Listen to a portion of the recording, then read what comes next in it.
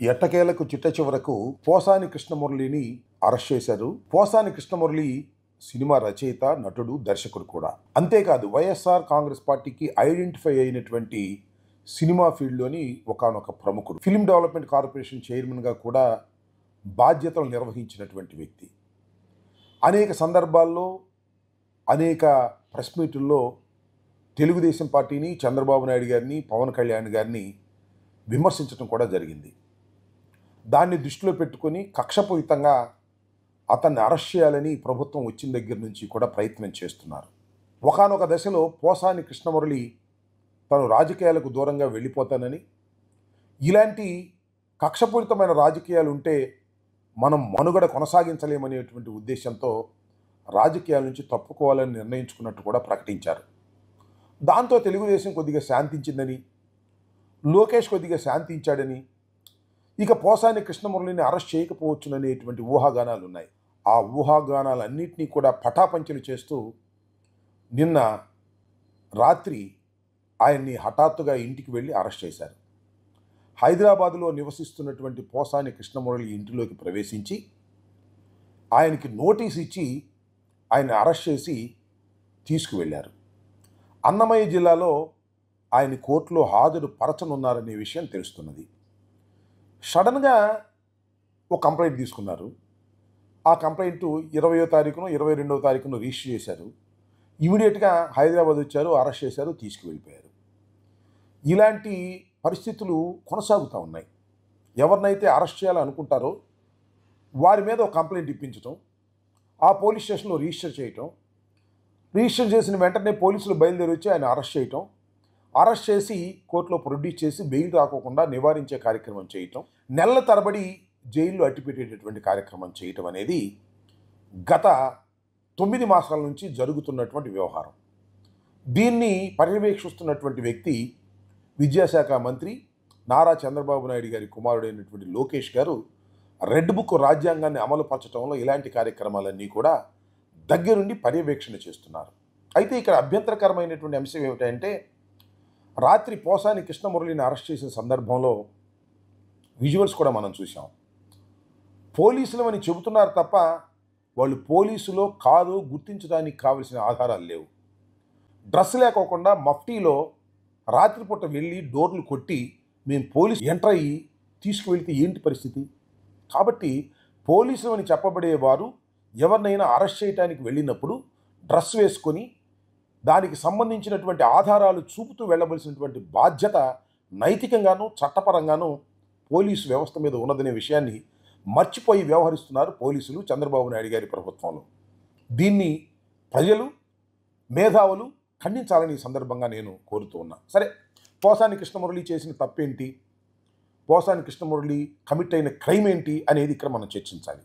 ఏమీ లేదు, అనుచిత వ్యాఖ్యలు చేశారు కాబట్టి చంద్రబాబు నాయుడు గారిని, లోకేష్ గారిని, పవన్ కళ్యాణ్ గారిని తెలుగుదేశం పార్టీ అపోజిషన్లో ఉన్నప్పుడు, వైఎస్ఆర్ కాంగ్రెస్ పార్టీ అధికారంలో ఉన్నప్పుడు కొన్ని అనుచిత వ్యాఖ్యలు చేశారు కాబట్టి వారిని అరెస్ట్ చేశారు, వారి మీద కేసు పెట్టారు. నేను ఇక్కడ అడుగుతా ఉన్నా, రాజకీయాల్లో అనుచిత వ్యాఖ్యలు చేయని వారెవరు? చంద్రబాబు నాయుడు గారు అనుచిత వ్యాఖ్యలు చేయలేదా? లోకేష్ గారు అనుచిత వ్యాఖ్యలు చేయలేదా? అక్కడ దాకా ఎందుకు? ఇవాళ స్పీకర్గా ఉన్నటువంటి వ్యక్తి అనుచిత వ్యాఖ్యలు చేసినటువంటి సందర్భాలు ఎన్నున్నాయి? అలాగే డిప్యూటీ స్పీకర్ గారు ఆయన అనుచిత వ్యాఖ్యలు చేసిన ఎన్నున్నాయి? అక్కడ దాకా ఎందుకు? జనసేన నాయకుడు పవన్ కళ్యాణ్ గారు ఎన్ని సందర్భాల్లో ఎన్ని అనుచిత వ్యాఖ్యలు చేశాడు, ఎంత ఘాటైన విమర్శలు చేశాడు. విమర్శలు కాదు, బూతులు చేశాడు, బూతులు తిట్టాడు. అనరాని మాటలు కూడా తెలుగుదేశం పార్టీ తరపున ఉండి వైఎస్ఆర్ కాంగ్రెస్ పార్టీ నాయకుల్ని దూషించినటువంటి సందర్భాలు లేవా? తీసుకొడతాను ఒక్కొక్క వైసీపీ నా కొడుకుని చెప్తాను. ప్యాకేజీ గీకేజ్ అంటే తప్పు తీసుకొని పళ్ళు రాళ్ళ కొడతాను కొడకల్లారా, ఒక్కొక్కడికి చెప్తున్నాను. చవటల్లారా, దద్దమ్మల్లారా, ఏరా వైసీపీ గుండగల్లారా, వంట చేత వస్తాం మెడ పిసికి తొక్కి కింద నొక్కేస్తాం కొడకల్లారా. ఈ దౌర్భాగ్య ముఖ్యమంత్రి శాడిస్ట్ నా కొడుకు అంటాడు. రాజకీయాల్లో అనుచిత వ్యాఖ్యలు చేస్తే అరెస్ట్ చేసే పరిస్థితి ఉంటే ఎవరిని లోపల పెట్టుకోకుండా ఉండాలి చెప్పండి? ఇవాళ అందరినీ లోపల పెట్టవలసిన అవసరం ఉంది కదా.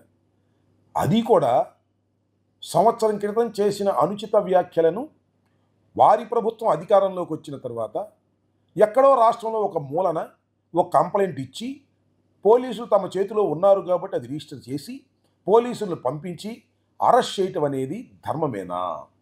ఇంతకుముందు ఆర్జీవీ గారిని కూడా ఇలాగే అరెస్ట్ చేయాలని ప్రయత్నం చేశారు.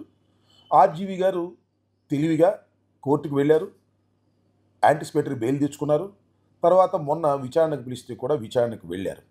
అయితే వారి ఉద్దేశం ఏంటంటే ఆర్జీవీ గారు కానీ పోసాని కృష్ణమురళి గారు కానీ ఎవరైతే సినిమా ఫీల్డ్లో ఉండి వైఎస్ఆర్ కాంగ్రెస్ పార్టీని బలపరిచారో వారందరినీ కూడా అరెస్ట్ చేసి నెలల తరబడి జైల్లో పెట్టి భయపెట్టాలనేటువంటి ప్రయత్నం చేస్తున్నారు. ఇక్కడ ఒక చిన్న విషయాన్ని మనం గుర్తుపెట్టుకోవాలి. చంద్రబాబు నాయుడు గారి ప్రభుత్వం అధికారంలోకి వచ్చిన తర్వాత పోసాని కృష్ణమురళి గారి మీద కేసు పెట్టినప్పుడు పోసాని కృష్ణమురళి గారు నమస్కారం పెట్టి, అయ్యా నేను రాజకీయాలకు దూరంగా ఉంటాను, నేను ఇక రాజకీయాల గురించి మాట్లాడను అని ఆయన తప్పుకున్నాడు. అంటే ఒక విధంగా ఈ రాజకీయాల మీద ఇసుకుపెట్టి లేదు తాను జైల్లో పెడతారనేటువంటి ఉద్దేశంతోనూ ఇందువల్లనో రాజకీయాల నుంచి తప్పుకుంటాను అన్నా కూడా వదిలేస్తారేమో అని అనుకున్నాం. మేట వదులుతాం, మేము వదలం, మేము నిన్ను లోపల పెట్టాల్సిందే, జగన్మోహన్ రెడ్డి గారికి నువ్వు అండగా ఉండాల్సిందే అనేటువంటి సంకేతాలు వాళ్ళు ఇచ్చేటటువంటి కార్యక్రమం చేస్తున్నారు. పోసాని మురళీ గారిని వాళ్ళు అరెస్ట్ చేసిన తర్వాత కోర్టులో ప్రొడ్యూస్ చేసిన తర్వాత సాధ్యమంత వరకు బెయిల్ రాకోకుండా మేనేజ్ చేస్తారు. ఒకవేళ బెయిల్ రాకపోయినా 10 రోజులకో 20 రోజులకో నెల రోజులకో బెయిల్ వస్తుంది. బెయిల్ వచ్చేసిన తర్వాత బయటకు వస్తారు. బయటకు వచ్చేసిన తర్వాత పోసాని కృష్ణమురళి గారు కామ్గా ఉండొచ్చు, కానీ ఆయన మనసు ఏ విధంగా పనిచేస్తుంది? చంద్రబాబు నాయుడు ప్రభుత్వం పోవాలని, మళ్ళా జగన్మోహన్ రెడ్డి గారి ప్రభుత్వం అధికారంలోకి రావాలని ఆయన మనస్ఫూర్తిగా కోరుకుంటాడు. పోసాని కృష్ణమురళిని లేదా ఆర్జీవీని లేదా వైఎస్ఆర్ కాంగ్రెస్ పార్టీ నాయకుల్ని ఇంతటితో అయిపోయిందని నేనేం అనుకోవటం లేదు. ఇంకా చాలామందిని అరెస్ట్ చేస్తారు, లోపల పెడతారు, మానసికంగా హింసిస్తారు.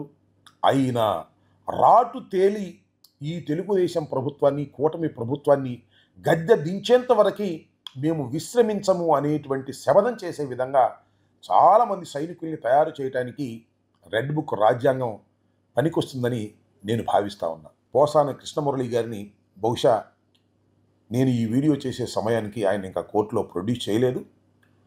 బహుశా అన్నమయ్య జిల్లాలో ఈరోజు కోర్టులో ప్రొడ్యూస్ చేస్తారు. ప్రొడ్యూస్ చేసిన తర్వాత వారికి బెయిల్ రావటమా రాకపోవటం అనేది కోర్టు వారి డిస్కషన్. అయితే ఇక్కడ ఇంకొక విషయాన్ని కూడా మనం గుర్తించాలి. వారు పోలీసు వారు వెళ్ళినప్పుడు సరే అఫ్కోర్స్ వారు డ్రెస్లో లేరనుకోండి, డ్రెస్లో లేకపోయినా they have given a notice under section 47 class 1 class 2 BNSS ప్రకారం వారు ఒక నోటీస్ ఇచ్చారు. చిత్రమైన విషయం ఏంటంటే ఆ నోటీసులో 26వ తారీఖు సాయంత్రం అరెస్ట్ చేస్తే ఆ నోటీస్ మీద మాత్రం 27/2/2025 అనేటువంటి డేట్ వేశారు. అంటే దిస్ ద ప్రీ ప్లాన్.